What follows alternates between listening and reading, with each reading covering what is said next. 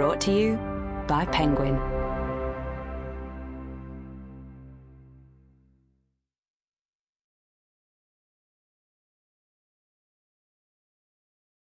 The Couple at Number 9 by Claire Douglas.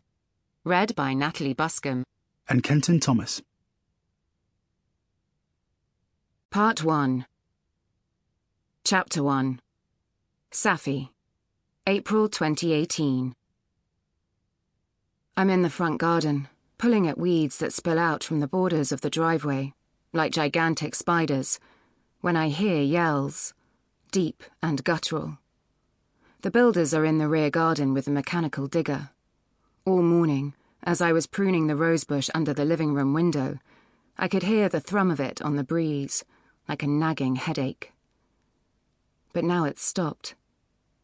It's enough to make my heart pound, and Snowy, Gran's little Westie who's lying beside me, prick up his ears.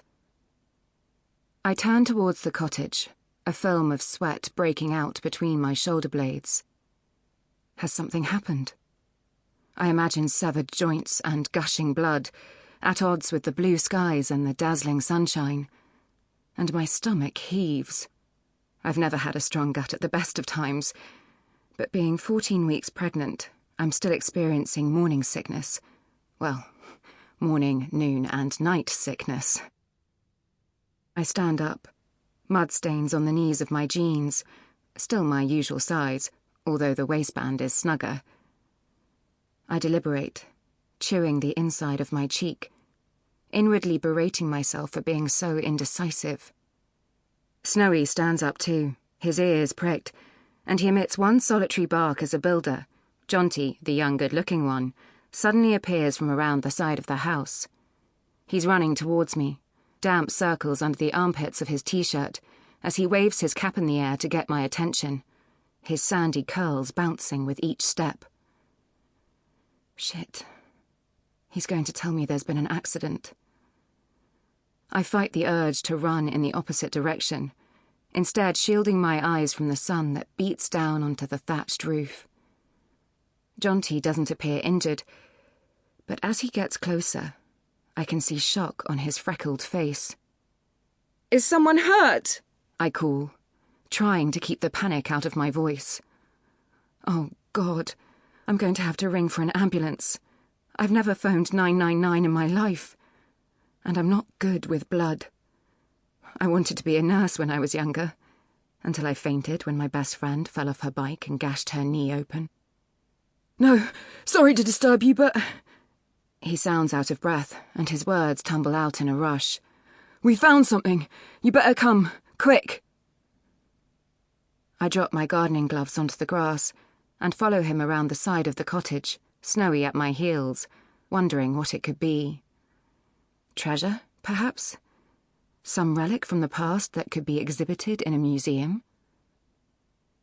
But the yells, they weren't of joy at the discovery of something precious. They were laced with fear.